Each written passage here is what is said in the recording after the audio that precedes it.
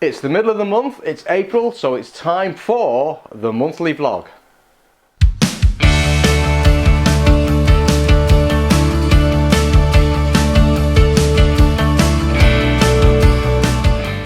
Welcome to the April monthly vlog. It's the 16th of April 2019 and what a month this has been. We've completed the conservatory build and those videos are now published. Not the best performing videos we've ever done, but they are out there and they walk us through how we fitted the laminate floor, how we cased an archway and how we're fitting the skirting board. And for those people who are watching it, it looks like they're getting value out of that and we're getting positive feedback. We also did a fantastic video on the double MFT, which surprised me. That's been really popular. In fact, the fastest performing video in terms of views that we've had to date, and more exciting news about that to come. We also completed all the Incra series and that's all out now as well, and again they are very popular. And if you've watched those, you'll have noticed that there's some of the ways it works I wasn't overly impressed with, especially when I started to look at the through dovetail jigs. And one of our community, who should remain nameless but you know who you are, got in touch and smugly said, "Oh, you're not missing that Lee jig now that you were looking at initially, the one with the adjustable fingers?" And to be honest with you, I'd be very interested to see how the Lee jig performs against the Incra system. And guess what? I found, knocking about on the second-hand market, a very rare item, the Lee DR4 Pro, and I saw it on eBay and I couldn't resist putting in an offer for it. Well, to be honest, perhaps more than an offer, I aggressively went out to get hold of it, and it's very rare that you see the DR4 Pro come up on the second-hand market, and I was very pleased to have won that. It had a few pieces missing, but I thought I'm sure I can contact Lee and get hold of those, and that's what I did. And Lee wrote back and said, "I'm sorry, we can't help you with spare parts in the UK because our distributor is Axminster." Now, I know Axminster pretty well. I've been a pretty good customer of theirs for many years, back in the hand tool days and also now in the Woodgrafter days. So I contacted their customer support and I wasn't really sure what to expect because I didn't get this jig from them. But I explained the problem I had, and very quickly they worked out a list of the items that I needed and they sent me an email with all the part numbers on it. I then contacted their sales line, and within 2 days and for not a lot of money, a box arrived with the parts to fix and get this little beauty back up and running. So I've not had time to play with it yet. It's been incredibly busy this month, but I'm really excited. So what we're going to do, if there's interest, and I'm sure there will be, we'll do a similar series on the Lee that we did on the Incra. We'll look at the through dovetails, the box joints and the blind dovetails, and then we'll do a final episode where we compare the two. And if I was to spend my money on one and only one, what would that be? Now, I don't know what the answer is. I have no preconceived expectations. I now know the Incra system, but I'm really excited to see what happens on the Lee jig. So stick around for that and see what you think. But yeah, good purchase. Oh, and if you're interested, there is still one Lee jig available on eBay in the UK, but you've got to drive down and pick it up, and I think it's in the northeast of England, which is a bit of a drive for me, but that's on the market for just over £350, so that might be worth checking out. If it's still there, it could well have gone by now. As I say, they are pretty rare.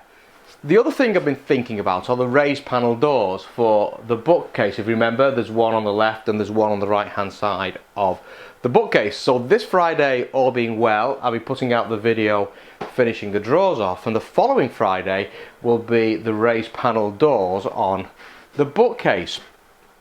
Here's the bit I'm going to use for the raised panel doors. It's the Excalibur bit from Axminster, and it's bigger than the base plate of my Festool 1400 router, and therefore it won't fit inside my CMS table. And you definitely need a router table if you're going to be doing raised panel doors.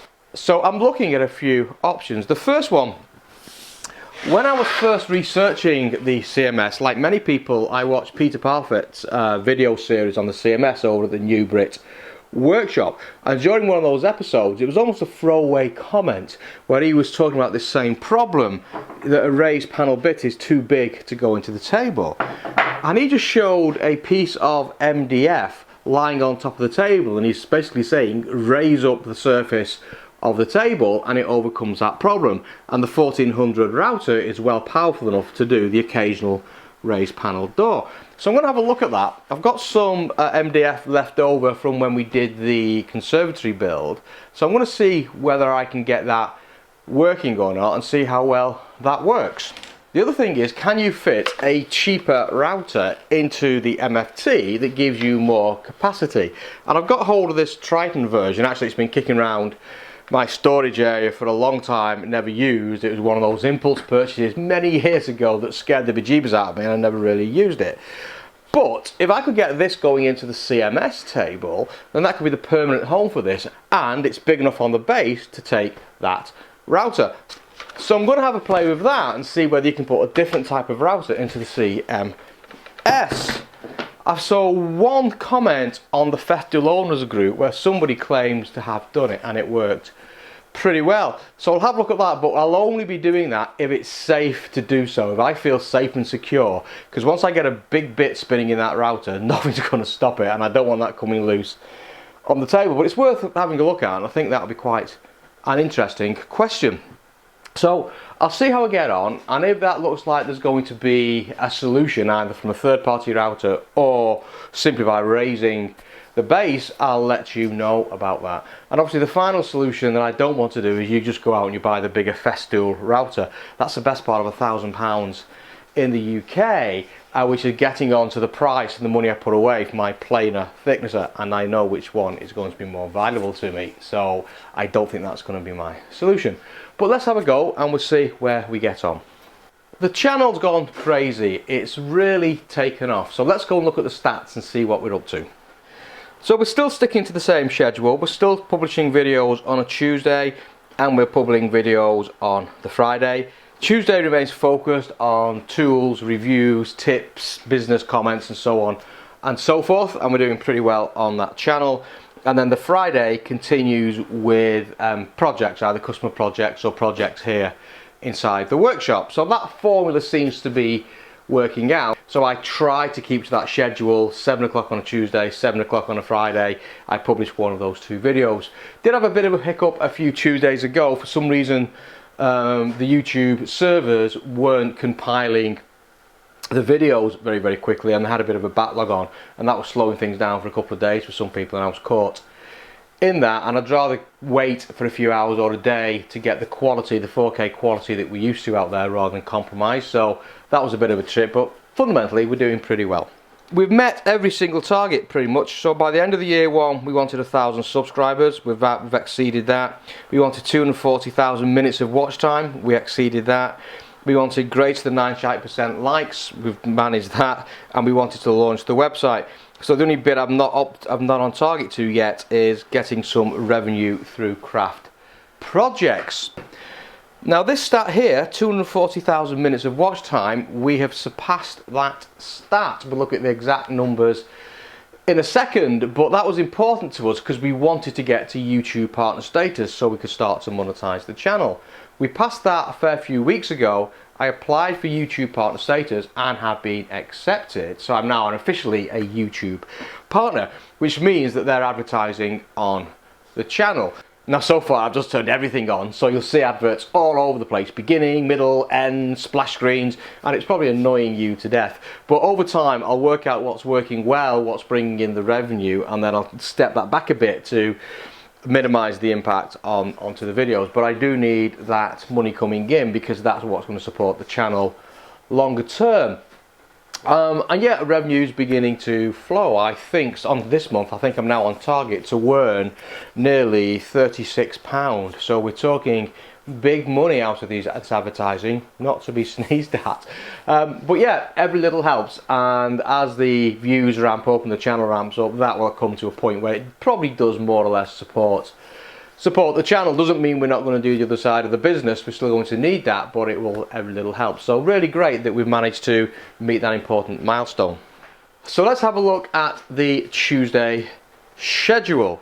So we're doing pretty well. You can see we're still on target. Now that break did hurt the channel an awful lot. It was a month break, I spoke about it last time, and during that month the views went down, the subscriptions started to go down as well. But the good news is we're now back on target, and I'm now getting more subscriptions and more views than we had before the break, so we've recovered from that small dip, which is positive, and thank you for sticking with me.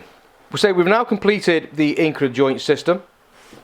That was pretty well received. A lot of good comments coming back in from that, and a few people surprised by some of the shortcomings we found in the Incra, especially on the through dovetails. That does sort of mean you've got to get a way of sizing your stock to thickness to make it work effectively on the system. So if you've not got a drum sander, or you've not got a planer jointer, or you don't fancy breaking out the hand plane to do your thicknessing, then that is a bit of a shortcoming on the Incra system. So I think it was well worth doing and exploring that. But yeah, that was well received, and thank you, and I enjoyed doing that one. That was a good learning experience. Now last Tuesday we also did an update of the MFT. Initially I was just going to talk about the fact I've moved to 2 MFT tables and why I did that. But as I was planning the video, somebody recommended to me some fence dogs and some rail dogs from BenchDogs.co.uk, and they look like a really good idea to me. So I invested in some of these, and then we made the video really around these products.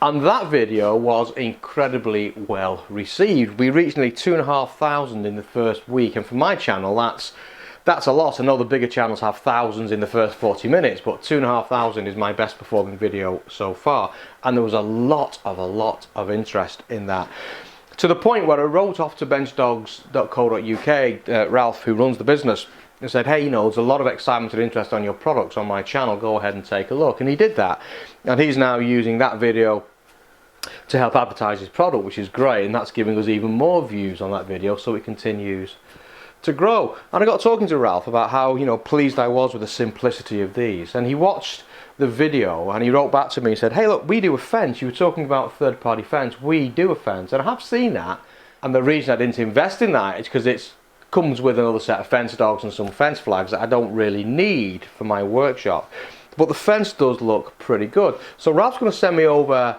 one of those fences, and we'll review it and have a look and see what we think. Now that got me thinking a little bit. A number of you write to me and say, hey, you know, it's great that you're using festival tools, but we can't afford those. And the obvious question is, could you make an MFT table kitted out with something like the BenchDog accessories for a reasonable price, but still retain that high level of quality that we want in our work?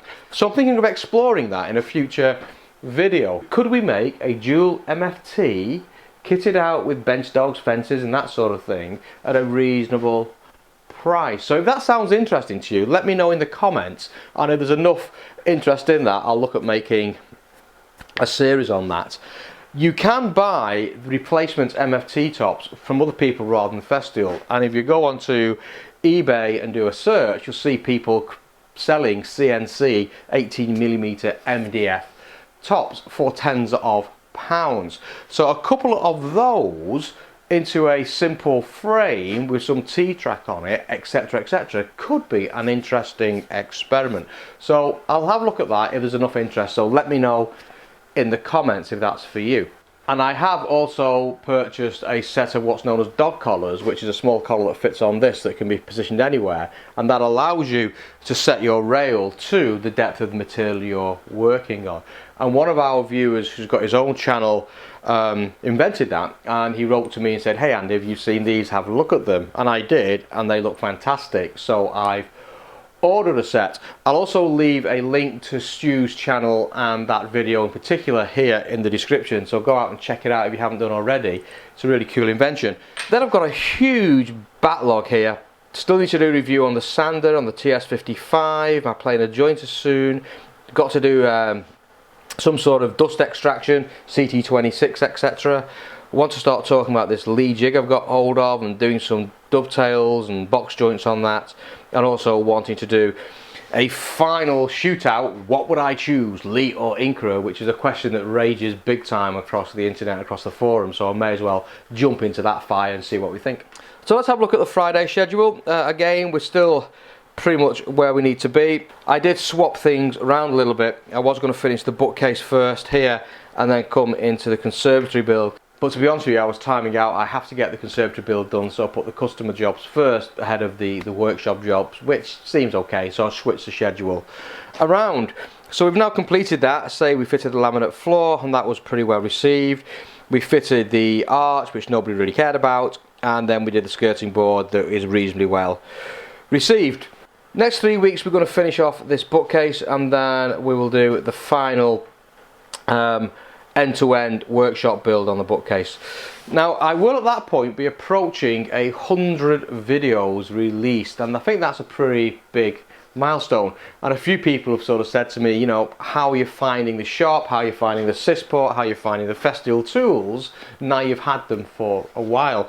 So I'm not sure when it fits in, I've not done the maths, but expect me to do a sort of centenary edition, the 100 video edition. And what I thought we'd do is we'd look at the workshop now as to when we first designed it and how I thought it was going to work, and we'll do an overview, a bit of a review. What would I change, what would I do differently 100 videos on. So somewhere in the mix on a Friday we'll throw that in as well. But I've got the tool chest to make, chest table commission, coffee table commission, a couple of outside planters for Mrs. Woodgrafter. I want to do an outside table for myself. It's not a commission, but I keep looking at these resin tables. Have you seen the live edge tables? And I keep looking at thinking, do you know what, something like that will be a really nice outside table. So I'm thinking about making one of those purely for myself, indulgence, because I've never done that before, so it'll be quite good to see how that works out. So I'll throw that into the mix. Then I want to do the mobile workshop series, and there's a lot of interest in that. What I'm going to do is anything that's an MFT style table, so my double MFTs, my CMS, my Capex, all with these folding legs. These are designed with these rubber feet here to sit on top of a solid surface as well. So what I want to do is to make some bases that will still retain the 900mm height of this, but will allow these to sit on top of it in a secure way with the legs folded up. And I want to make those as modules, mobile modules on some sort of wheels, so I can move them around. And the trick is, and where I'm still thinking through the design a little bit, is how do I clip the modules together. So if I wanted to put these two in this orientation, I could still clip them together as a solid workbench. If I wanted to bring the CMS and clip it to the end of these in some way, shape or form, I could still do that. So I am thinking about the connection ideas, so I've still got some design things to think out. But once I've got that sorted out, I like the idea of having modules that have got a defined purpose that I can connect in any orientation depending on the project I'm working on. And that will save me dragging these things around on the concrete floor, which I don't really like doing. And I can still lift them off the module and take them away to the job site as required. So that's going to be interesting, I think, and another good innovation inside the workshop, inside the small space that we occupy. I want to start the craft series. I want to start to get some projects out there, simple things like the cutting boards, more exciting things like, you know, jewellery boxes made in fine materials, fine woods, fine craftsmanship. And as soon as I get to the point with the Incra or the Lee system, I'm happy with the quality of those dovetails on those finer projects, then we'll get up and running and get that lot going. And then I want to get those into some local stores that I'm talking to, so we can start to get some revenue from the craft projects.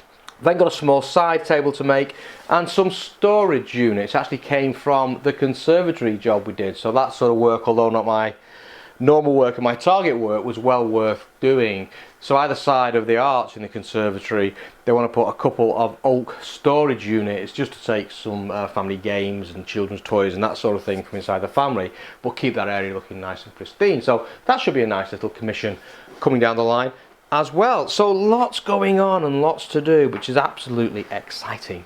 Now let's have a look at those stats. So YouTube update, our target 240,000 minutes, and that was important so we could get YouTube partner status to get the revenues from advertising coming in. We've done it. We are now at 324,452 minutes of videos watched, and I just can't get my head around these numbers. That's 5,400 hours, 225 days of Woodgrafter videos watched continually around the globe, if you're thinking in those terms. That's amazing. I've also been looking at the people who are watching this, you know, our community.